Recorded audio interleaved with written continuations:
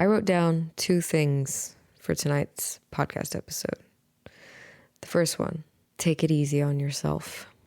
And the second one being, you are not alone. Let's get into it. You got me feeling a vibe. You got me feeling a vibe. Like how could I not think of you?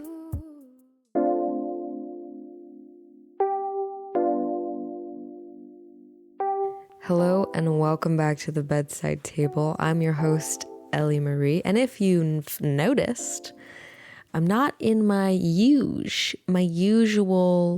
spot. We're in a new place. I'm actually traveling for one evening. It's not like I'm going around the world, although I'd like to do that at some point. I'd like to travel outside of the country.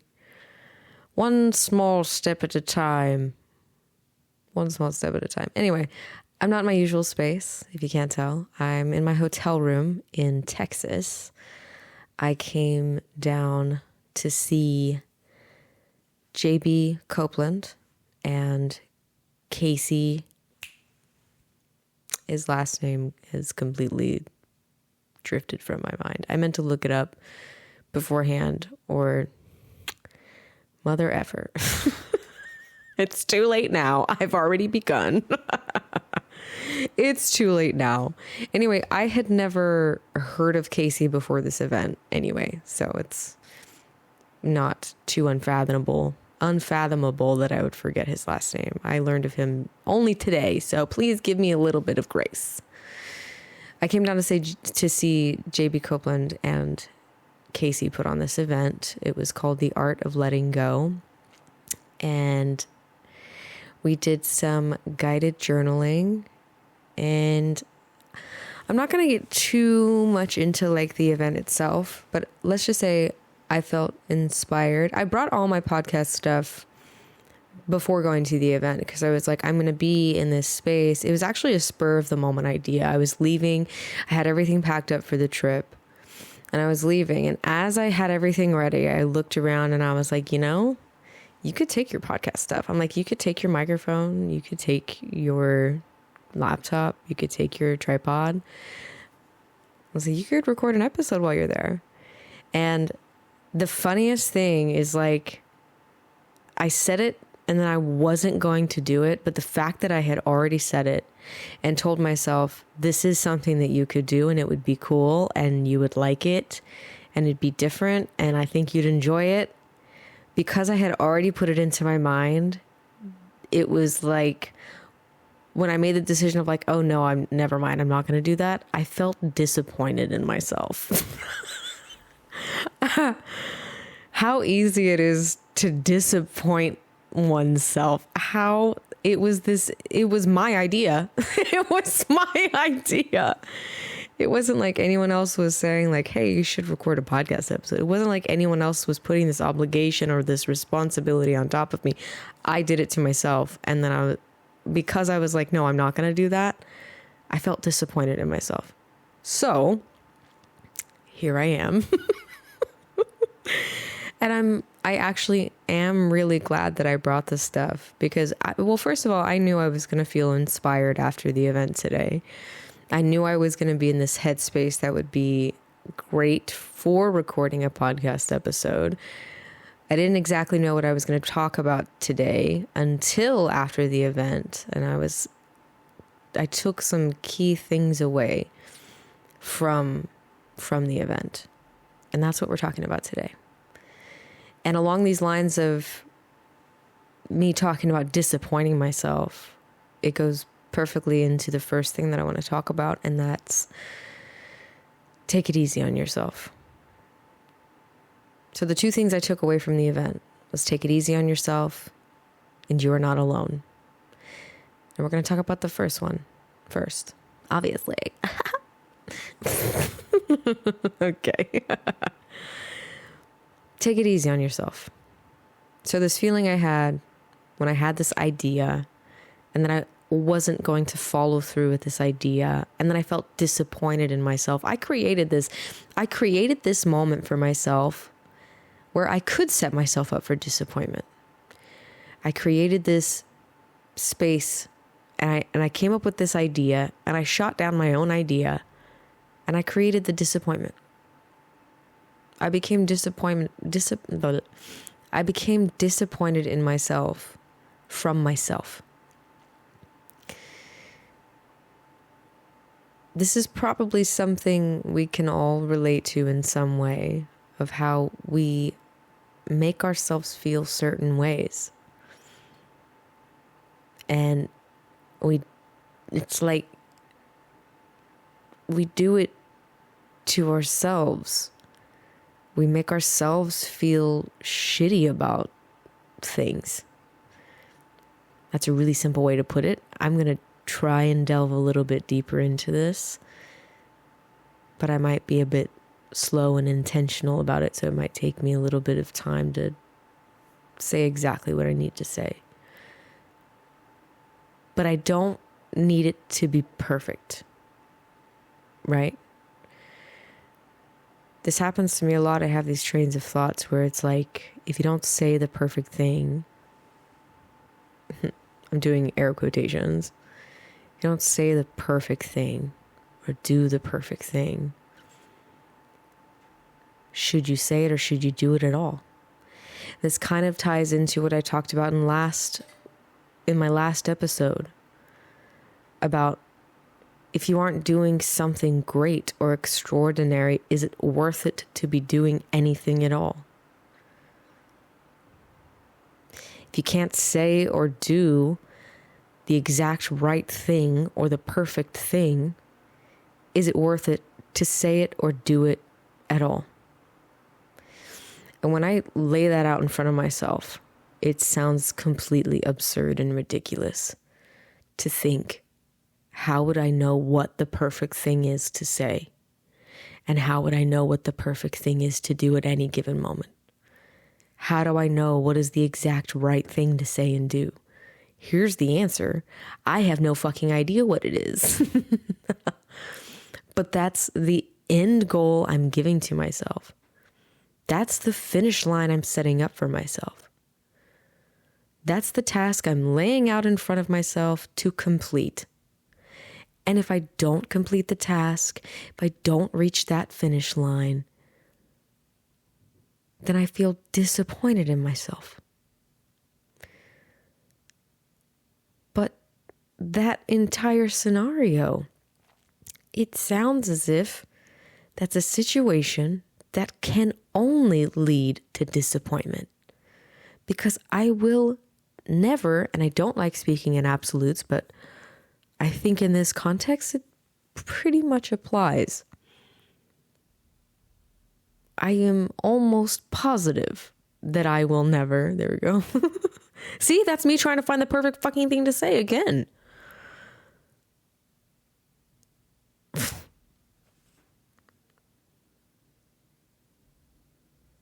I'm going to keep going with it, but I just had to notice it. I will almost never know what the perfect thing to say or do is, regardless of what situation it is. Now, I may have more knowledge about certain things and certain situations. I may have more information about a certain situation I'm in, something that I'm familiar with, in comparison to something that I'm new at, a new experience I'm having. So something that I'm more familiar with, I might be closer to knowing what the perfect thing to say or do is. But even in the situations that I'm familiar with, what is the perfect thing to say or do? Will there ever be a perfect thing to say or do? Therefore, am I always setting myself up for disappointment by searching for the exact right thing to say or do? And when I look at this more closely, I think about this in a deeper sense, it's such a massive amount of pressure that I put on myself. And this is something that happens consistently.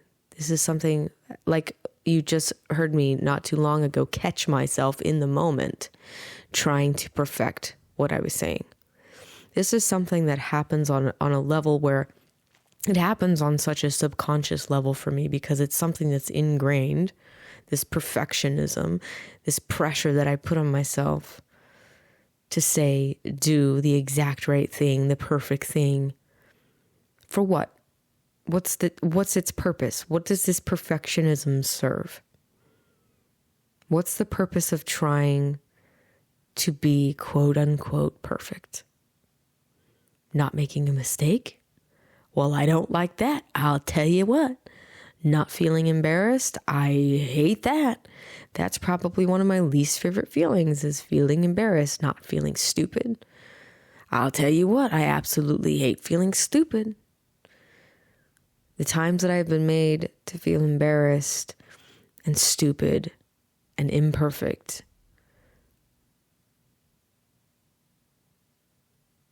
it's been very harsh for me. I've experienced very harsh things around those feelings. So it would make sense that I would want to find the exact right thing to say or do, so I don't have to feel those harsh feelings. It makes sense. But the pressure that comes with shaping myself, trying to shape myself and mold myself into this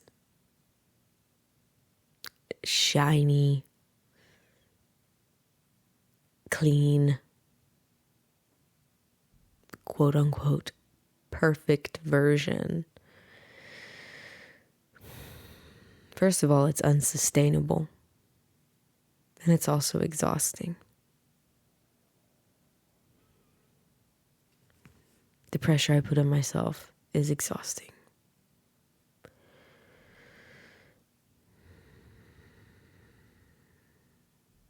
I don't need to be perfect. I don't need to know what the perfect thing to say or do is. I don't have to be exactly right.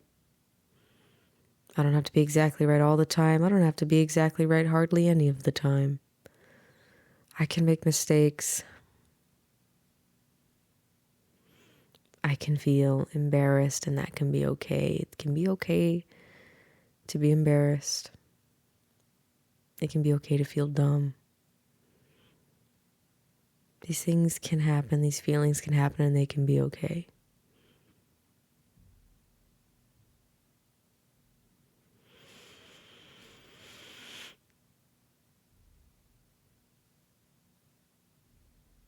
What kind of pressure are you putting on yourself?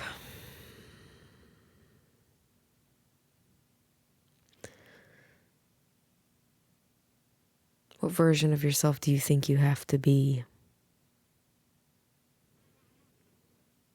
acceptable, to be palatable, to be quote unquote perfect? And why?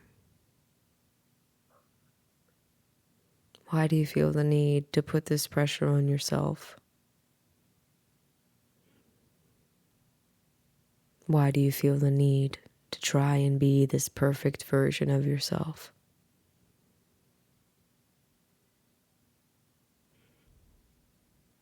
J.B. Copeland said something toward the end of the event today, and it was my favorite thing that was said throughout the event.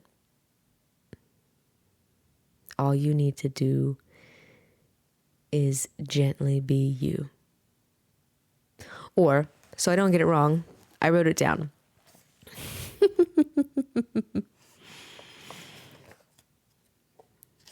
I have to get this right, okay? Did I say it right? All you have to do is gently be you.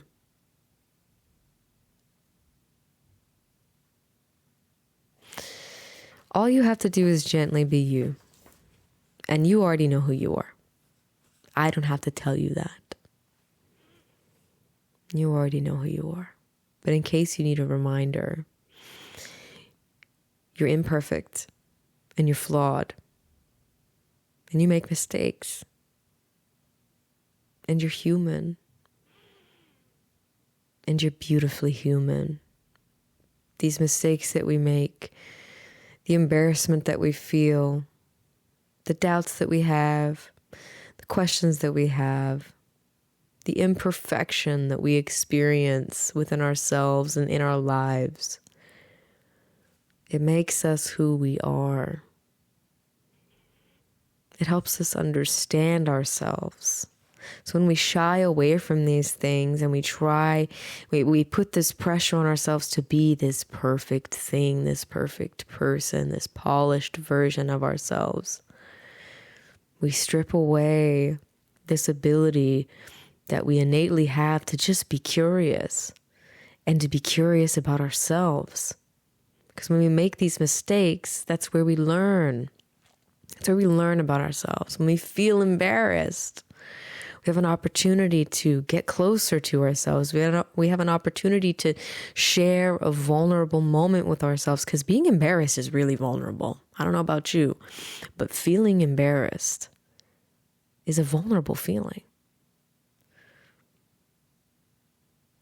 Fucking up and making mistakes is vulnerable. Being imperfect is vulnerable. And this vulnerability can sometimes be very difficult to let in. But the more we let in these little things that we find imperfect, these little things that we try to scrub out, the more that we allow these things to just be. We allow these things to be a part of who we are, because it is a part of who we are. We're human beings, and that means we're going to make mistakes. That means we're going to be embarrassing. We're going to be cringy.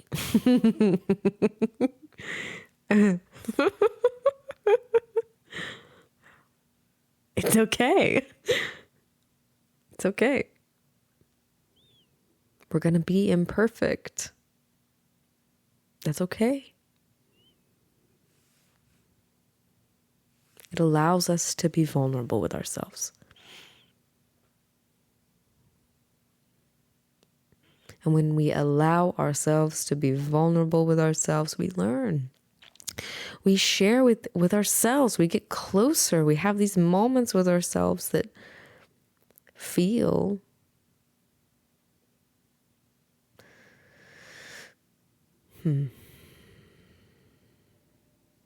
that feel like, I don't know exactly how I'm trying to put this. Do you ever share a moment with yourself or you do something silly? Let's say you're alone. And when we're alone, it's probably easier for us to be more of ourselves, which means it's probably easier for us to be silly, for us to make mistakes, for us to be embarrassed. It's easier. I feel like it's easier for us to be imperfect when we're alone.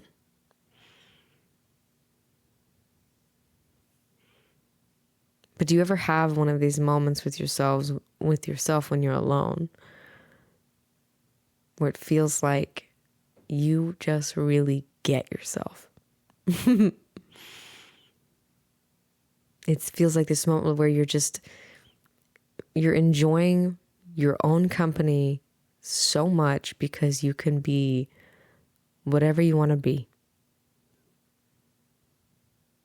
For me specifically, I like to talk in a lot of accents. I have a lot of fun with it. I like to randomly sing I'm a singer and I love to sing in general, but I will just randomly sing, especially if what I'm saying ties into a song lyric, then of course. Of course. I like to do that. I like to do other funky things, but I'm going to keep those to myself. because it's a vulnerable thing. And I share those vulnerable moments with myself.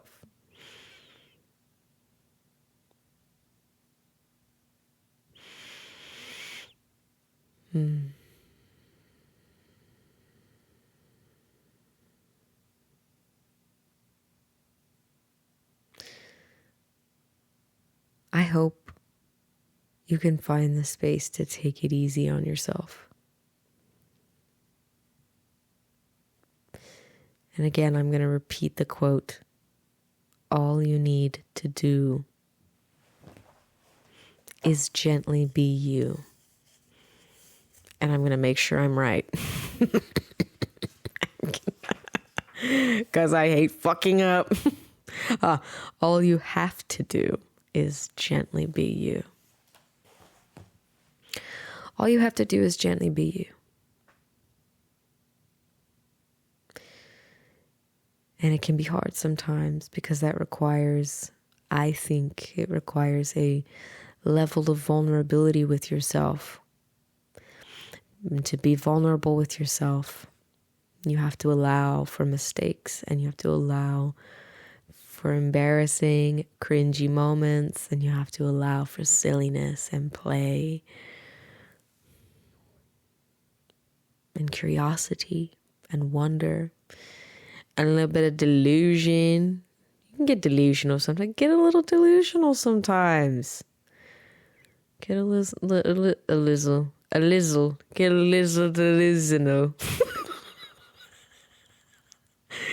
little Lizzie McGuire.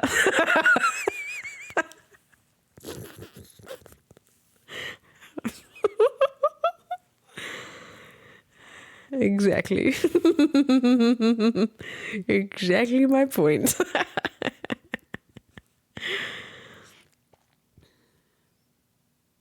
But I think if you invite this vulnerability in, it invites joy too, because I have so much fun with myself. I have so much fun just being silly and goofy, and that comes with allowing myself to be imperfect. And it's hard, don't get me wrong. It's hard. It's a lot easier to do when I'm alone, I'll tell you that. When I'm around other people, it's really difficult. When I'm around other people, I feel like especially specific people that I want to impress. I want people to, I really want to be a good presence for people. And I know that just being myself is going to invite the people in who think that I am a good presence. Because I am a good presence. I do bring a good energy into a room. As often as I can, to the best capacity that I can. I bring a good energy into the room. And I know that. And I know that the people who also feel that about me, I don't have to impress those people for them to feel that way about. They will just feel that way about me. Does that make sense? So this need to impress and please and satisfy is a condition. It's a conditioning that I'm working through. And it's hard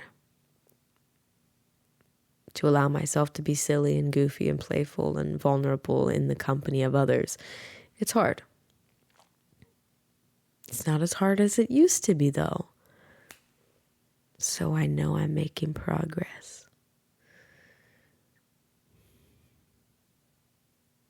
So I hope you find the space to take it easy on yourself so you can invite vulnerability and joy in and take a little pressure off of yourself to be this perfect, polished version of you. You don't have to be that. You don't have to be that anymore. You don't have to be palatable.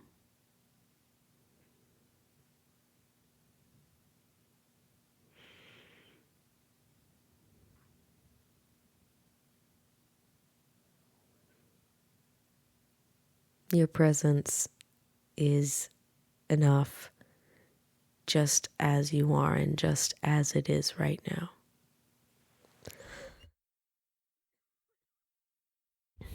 Sorry, I had to cough.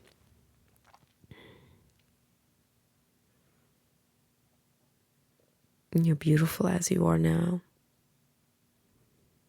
Mistakes and all, flaws and all, imperfections and all, goofiness and all. And I'm proud of you. I'm proud of you for keeping it up. Proud of you for still going. That brings me to my second point that I wanted to talk about. The second big takeaway that I had from today's event was you are not alone. I sat in a room full of people, entrepreneurs and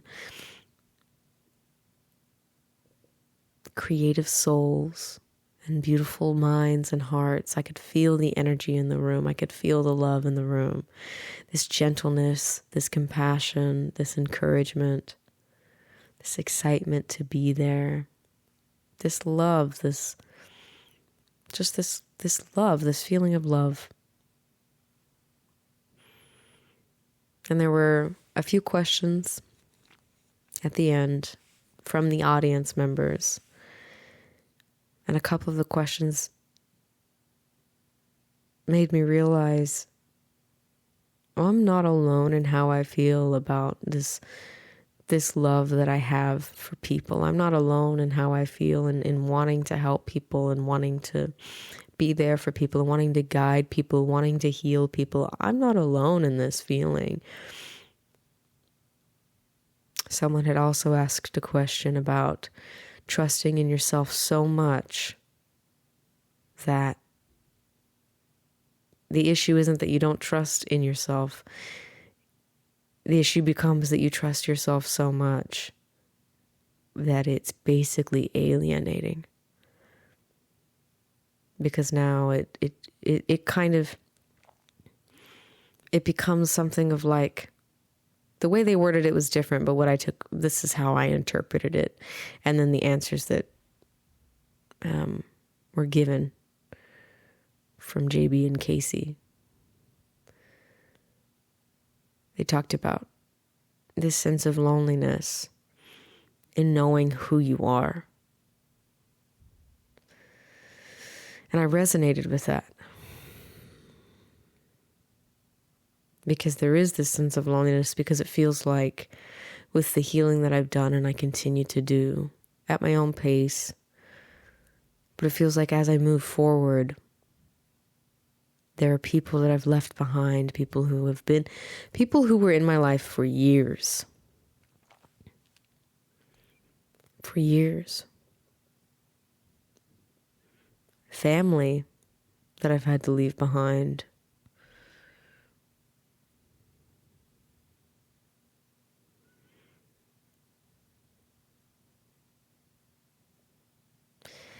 It can be very heartbreaking and isolating and lonely to be so, I guess, and I'm not trying to say this in a way to boast, but to be so sure of yourself. And I haven't always been this sure of myself. I've had to learn, I've had to discover, and I'll keep discovering, I know. But when they talked about it, this loneliness, they talked about it being like the fact that there is this loneliness. It's not necessarily this loneliness because you're without someone or you're alone, but it's this loneliness because you still, there's a certain connection that you crave. And this feeling of loneliness means that you're still seeking the deeper connection that you need.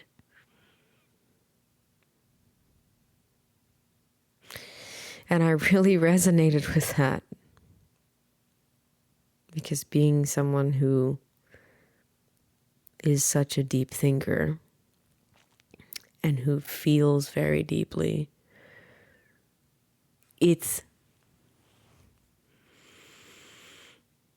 there's a lot of surface level connection out there, and that's completely okay. I can do surface level connections for a little while. But it's interesting to me, because I know that obviously I know that there are other people out there who feel this sense for a deeper connection, like I do. So sitting in this room with these people and understanding, like, and seeing that I'm not the only one. Now, I'm not saying all of them. I'm not saying every single one of them that was there felt the exact same way that I did or felt similarly, but I feel like we were all in that room together because we shared some similarities. We connected with the people that we were there to see for at least some similar reason. But I just had this feeling of like, I'm not alone in this. I'm not alone in feeling, I'm not alone in feeling like this path of healing and this path of bettering myself, and not in the sense of like I'm better than other people, just this path of, it's this like yin and yang of like, it's this yin and yang of like, I'm going all over the place right now, but it's what my brain's doing. It's like this yin and yang of, how can I describe this? It's like I feel like I'm healing, but because I'm healing, it leads to these feelings of loneliness and these feelings of, it's like this back and forth of like, I feel fulfilled in this, and then I also feel so many other quote unquote negative things because of this path that I've chosen to take. But I know that this is the path that I need to be on. But it feels really heavy. So it's this feeling of knowing that I'm on the right path, and I'm being true to myself, and I'm doing what I need to do for me. But also there's this heaviness and this loneliness and this isolation to a degree because I've chosen this path. I've had to let people go, and I've had to walk away from things because I've chosen this path. I've had to experience loss and heartache and aloneness because I've chosen this path. But this is the path that feels right to me. This is what feels like I'm leading from within.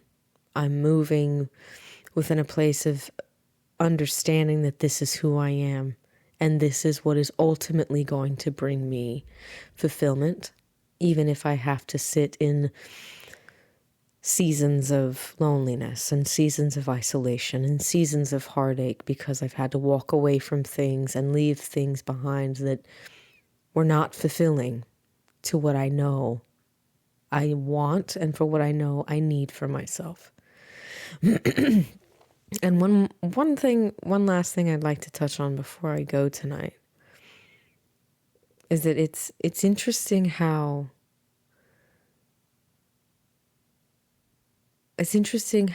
like with the girl who was talking about when you trust yourself too much. It's like when you know who you are too much, it's like it creates this loneliness and this isolation. But also it's like, it's interesting because like I was saying earlier, I don't know if I finished my thought, but like I know that there are other people out there seeking these deeper connections like me. Oh yeah, I did. I went into the whole thing about being in a room full of the people that I feel felt very similar to me in that sense of just wanting something deeper. And it's interesting how I can want something deeper, but when I come across it, it's hard to trust. It's hard to know if it's real or not. I think one of the reasons why I feel that way is because it's just, when you want something for so long, when you've thought about something or dreamt about something, and you've thought about having it, you've dreamt about having it, and you've desired this thing for so long that when it's finally in front of you, or it finally makes itself known, or it finally reveals itself to you, it finds you, you find it, whatever means it comes into your life, it's there. And now it's like, I don't know about that. What kind of bullshit is that? I mean, I guess it does make sense because throughout the entirety of my life, I've had plenty of evidence stacked up for there being surface level connections, and people are nice to you because they want to take advantage of you, and people that do take advantage of you and your kindness, and liars and manipulators, and people will fake love to get love. It's like, I have a lot of evidence for the opposite of what I want. And I do have some evidence, that what I seek is real and does exist. But it makes sense as to why it would be difficult to trust and believe when it's like, this looks like the thing that I'm looking for, feels like the thing that I want. It's like it has the shape, has the right color, makes the right sound. Does that make sense? But it's like I've also seen something very similar to this that also looked like the right thing, sounded like the right thing, and ended up being exactly what I did not want. So, I don't know. I just wanted to touch on the fact that it's frustrating. But I suppose I understand it.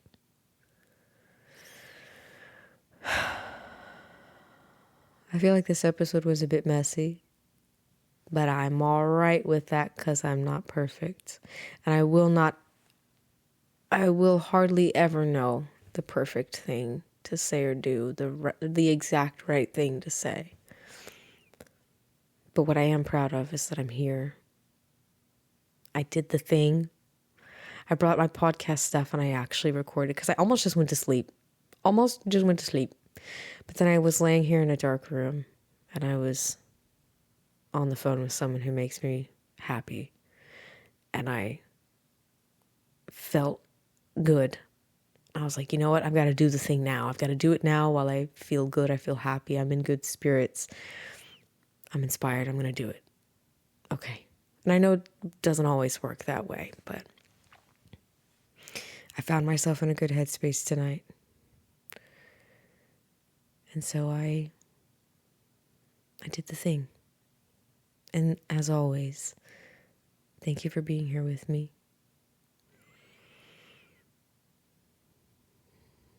Take it easy on yourself. And know that you are not alone.